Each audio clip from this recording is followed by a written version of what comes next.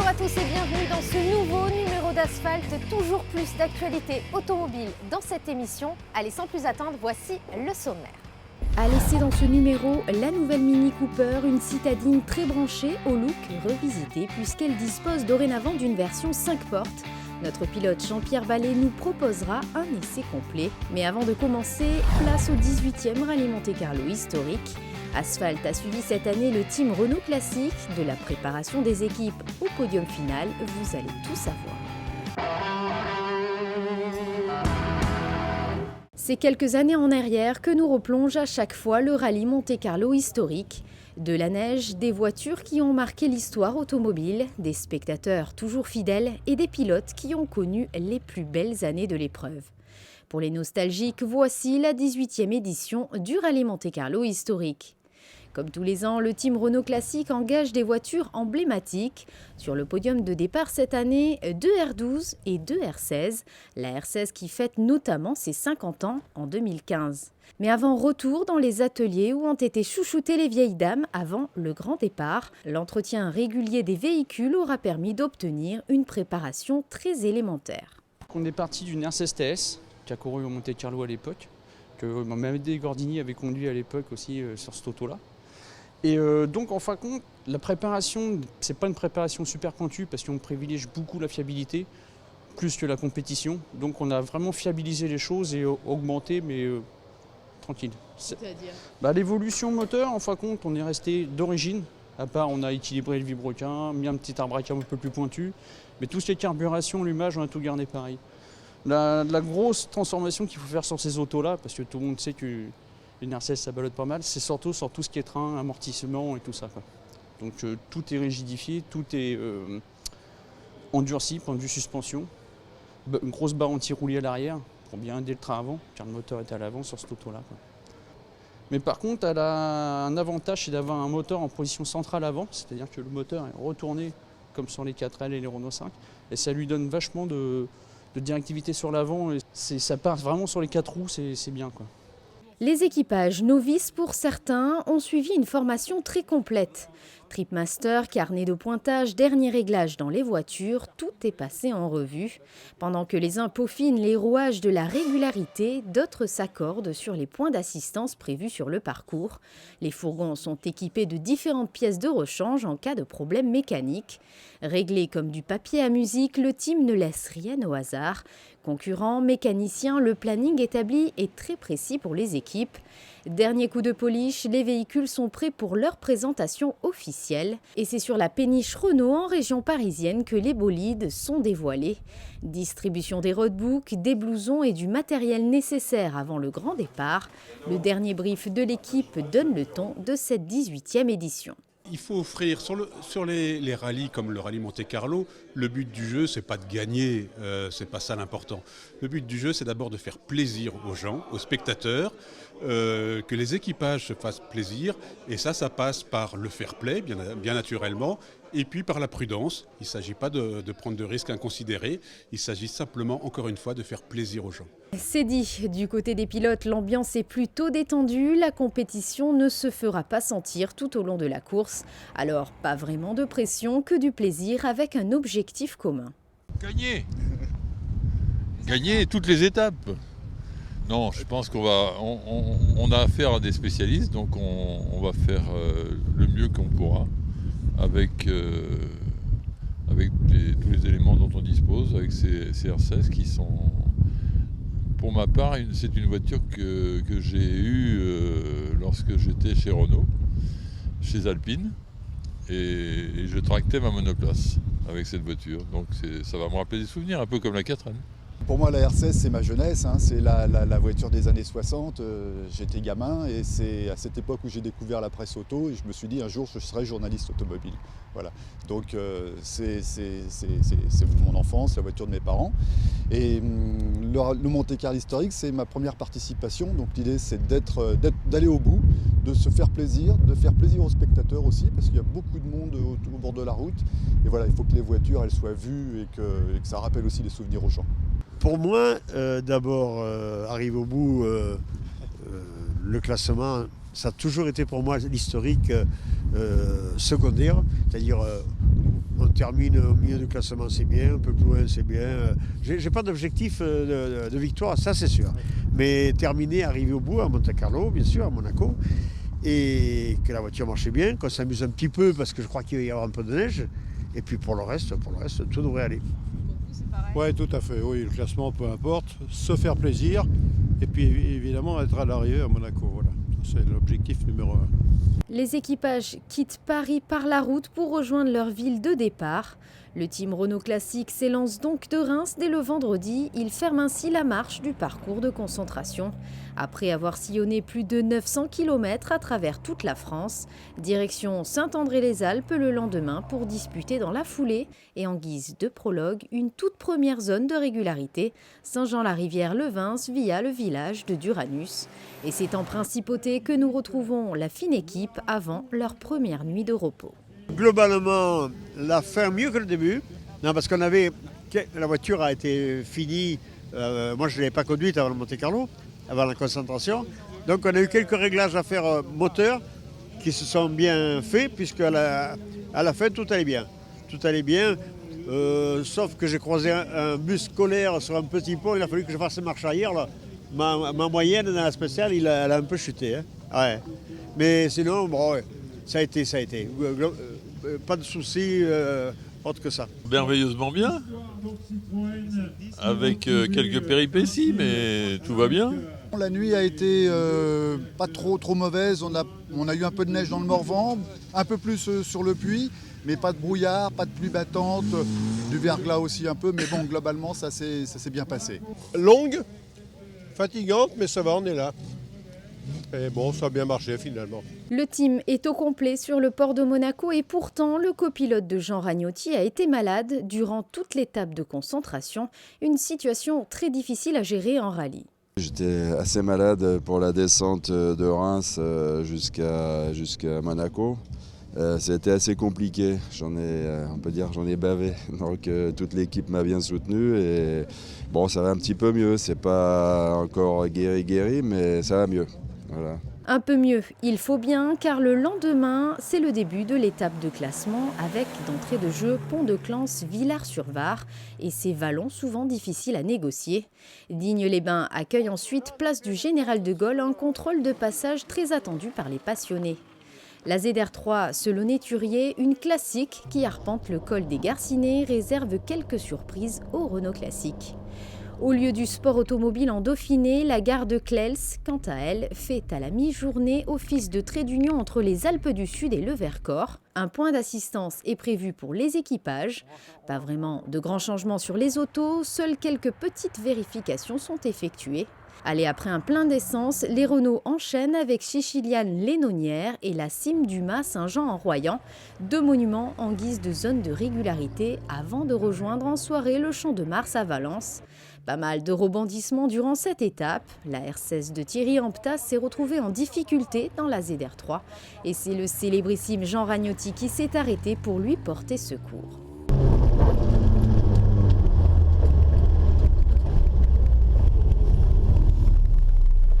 Sortir, là. Ouais, je crois pas. Journée riche en émotions. La première spéciale, on est sorti, on a glissé dans le fossé, la voiture s'est posée gentiment dans le trou. Alors on est sorti, on ne pouvait pas sortir tout seul et c'est Jean qui nous a sorti. Voilà, ça fait il a sorti la sangle et c'est Jean qui nous a sorti du fossé. Ça fait une belle histoire à raconter ça. Chope ta sangle. Dans le coffre, t'en as une. Vas-y. Perdu du temps Pour nous, voilà, c'est génial. Ça, l'esprit classique. Exactement, c'est ça l'esprit Renault classique. Alors dans la première, celle du Thurier là-haut, on avait un camarade qui était dans un fossé de l'écurie Renault Classique. Donc on s'est arrêté pour le remorquer. Et dans sa lade spéciale, au niveau des temps, ça ne sera pas terrible. Mais en tout cas, l'équipe est au complet. Bon, on fait une bonne action.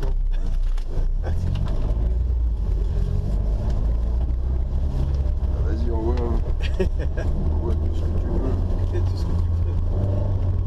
Et puis après, ça allait de mieux en mieux. Moi, je prends confiance à la voiture, le terrain. Bon, on sait qu'on est loin du coup, parce qu'on a pris 5 km par rapport au temps, enfin, à la façon de calculer du rallye.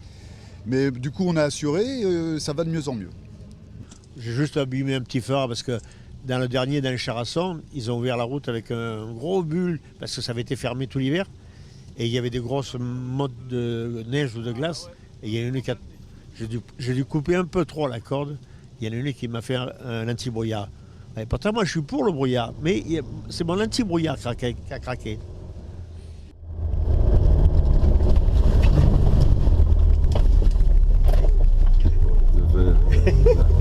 J'ai braqué de suite pour revenir sur un terrain sec. Tendu là. Hein? T'as fait une corde un peu. Ouais, mais c'est parce que, un peu intérieur. comme je te disais tout à l'heure, par moment, la visibilité, tu vois pas un petit peu de neige. La neige qui a été amenée avant. Pour le reste de l'équipe, pas d'incident majeur, mais quelques petites frayeurs et pannes mécaniques minimes au programme. On s'est fait quelques petites frayeurs parce que ça glissait bien, il y avait des rails, il y avait de la glace, il y avait un mix de différentes conditions qui nous ont permis d'être quelquefois un peu sur la réserve et quelquefois un peu plus à l'attaque. Un pied gauche comme les Suédois, j'apprends. Parce que la glace pour moi c'est une nouveauté, donc moi c'était plutôt la piste. Hein. Donc j'ai besoin d'entraînement. Voilà, donc je parfais mon entraînement petit à petit au fil des étapes. Bien et mal. Bien parce qu'il y avait beaucoup de neige, on s'est bien régalé. Et puis mal parce qu'on a eu 2 problèmes techniques. L'embrayage, le médecin de frein qu'il a fallu changer.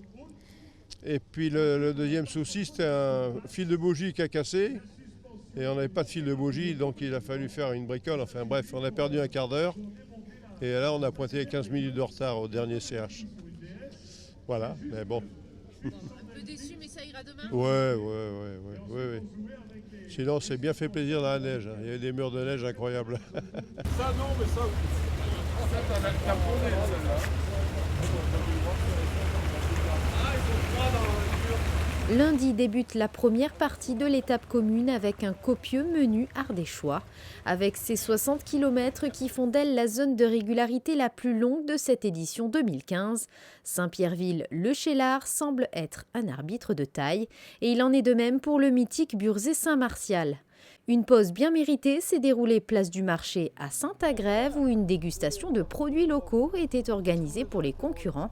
Les pommes embarquées dans les Renault viennent ensuite de ZR bien connus, Col du Faux la bâtie d'Andorre, inédite dans ce sens, et la Masterplatz rallongée, revue et corrigée cette fois-ci. Retour ensuite à Valence où la Renault 16 de Michel Leclerc arrive en trombe pour passer à 0.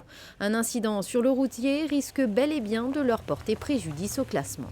Michel Leclerc a changé de tête. Oui, Michel est parti pointer, on a une réclamation à porter parce qu'on a été bloqué pendant un quart d'heure par un camion qui était en mauvaise posture.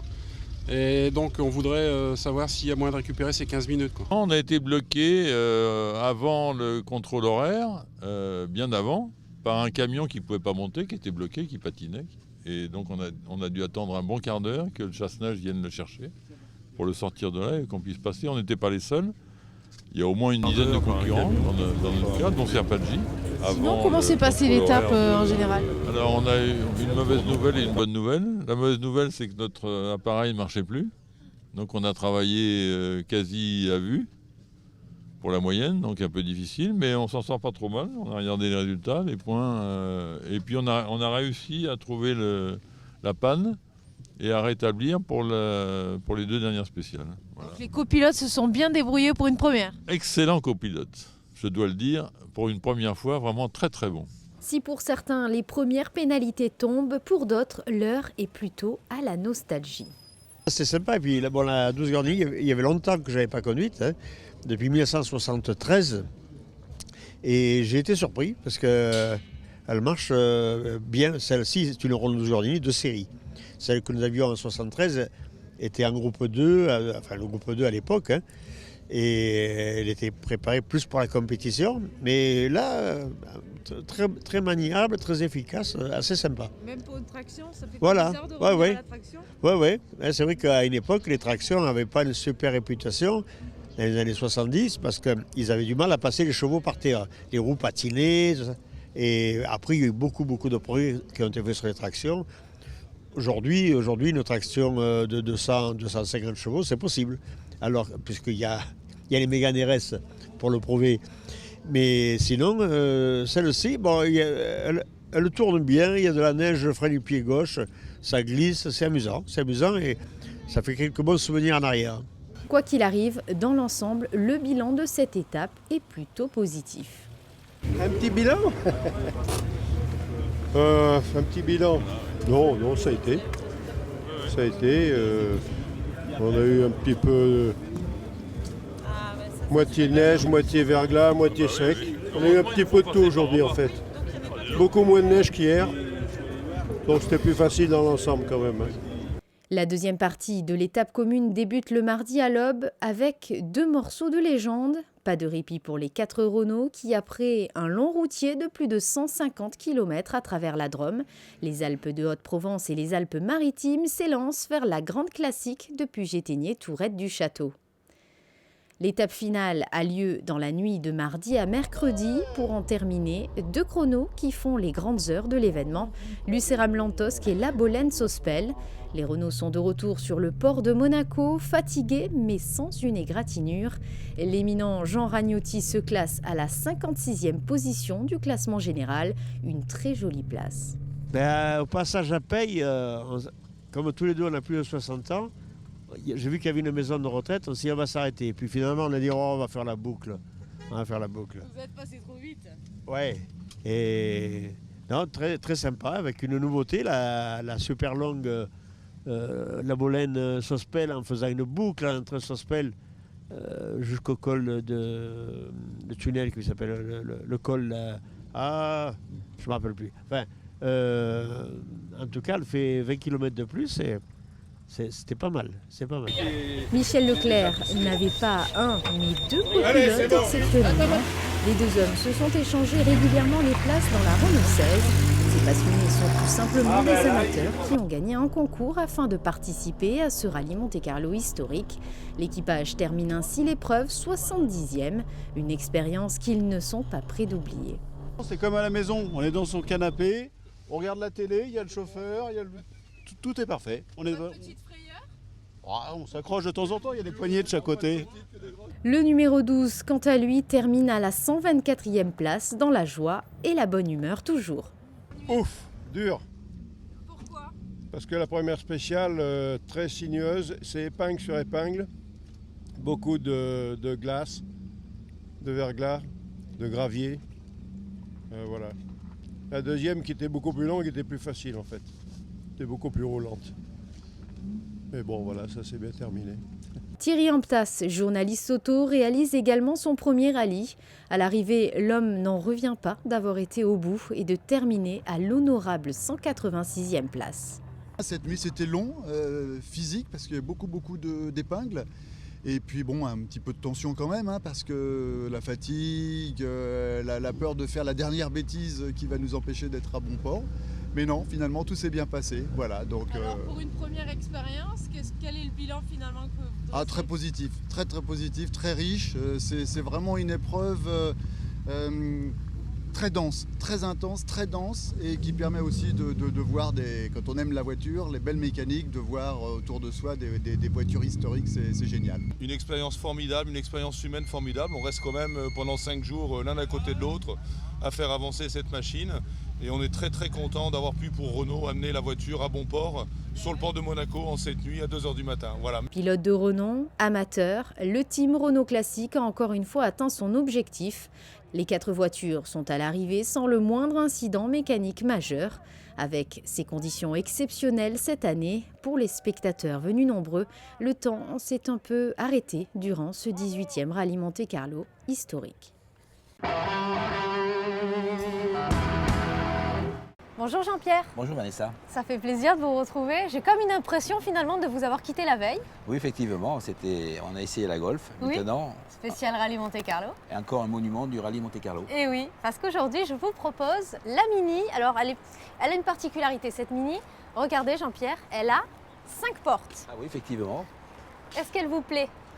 Elle a une coupe sympathique, oui, moderne. Les couleurs aussi sont assez intéressantes. Finalement, ça vous rappelle un peu les Mini de l'époque, Hein, en rallye, elles avaient quand même une réputation, on parlait que d'elles, c'était un mythe, on peut le dire. En fait, c'était les premières voitures qui étaient un petit peu des cartes. Elles étaient en avance au niveau châssis sur tout ce qui se faisait à l'époque. Et j'ai des souvenirs, j'avais 14-15 ans à cette époque-là, et je me souviens de Mäkinen, de Hopkir, tous ces gens-là qui nous ont fait rêver, quoi. On allait les voir dans le Monte-Carlo, dans le Turini, et c'était fabuleux. C'était une très belle époque. Alors voyons voir si elles ont changé aujourd'hui. Vous allez faire l'essai de cette Mini. Avant, je voudrais juste vous montrer quelque chose. Regardez ça. Ça, c'est plutôt la classe. Et surtout, avec la télécommande. Très pratique. Allez, on se retrouve juste après. À tout à l'heure. À tout à l'heure.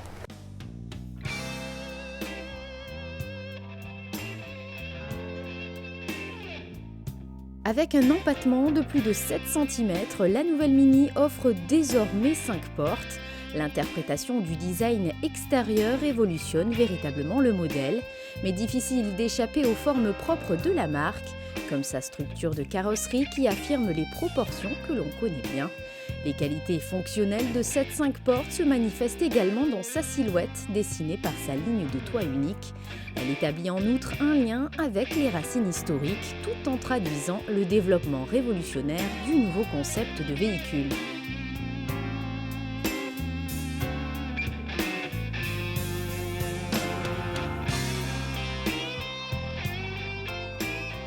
L'intérieur se décline encore et toujours dans le style typiquement Mini avec un concept de commande et d'affichage innovant.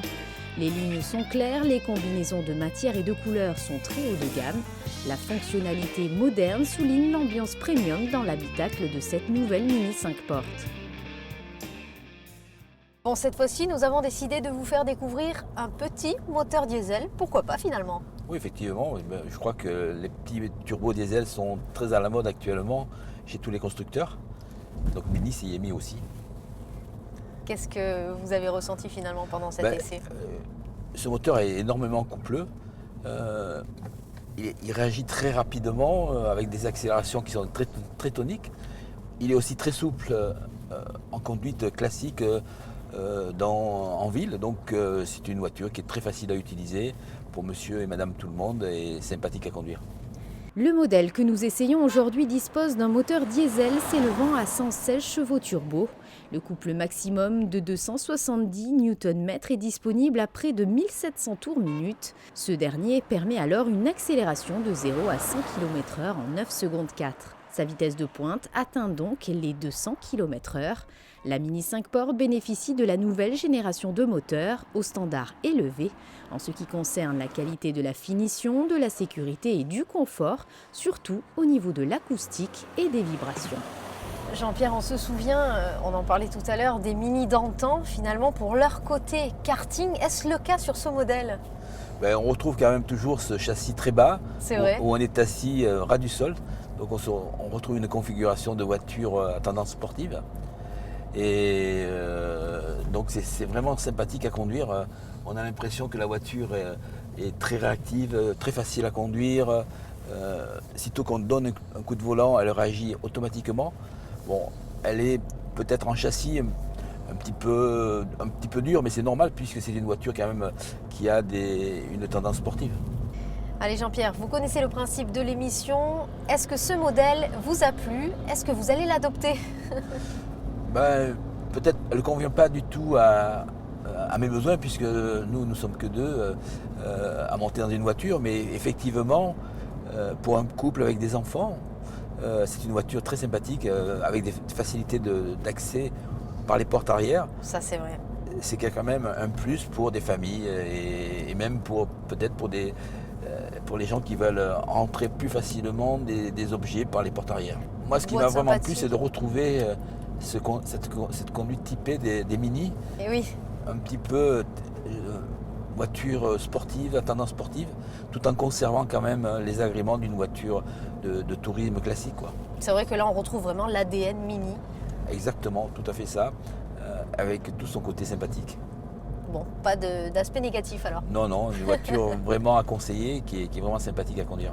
Bon, très bien. Merci Jean-Pierre, c'était encore un bel essai en votre compagnie. J'espère vous revoir très vite. Écoutez, avec grand plaisir.